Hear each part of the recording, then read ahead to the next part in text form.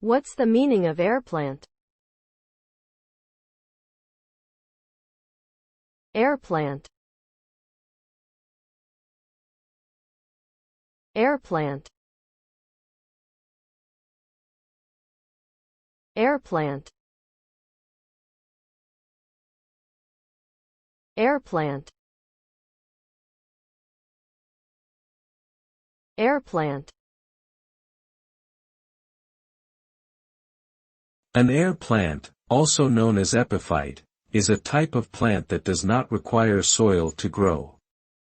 Instead, it obtains all the necessary nutrients and moisture from the air and surrounding environment. Air plants are found in many different habitats, including forests, deserts, and even in urban areas. They are often used for decorative purposes due to their unique appearance and low maintenance requirements. Air plants come in a variety of shapes, sizes, and colors, and can be grown indoors or outdoors depending on the species.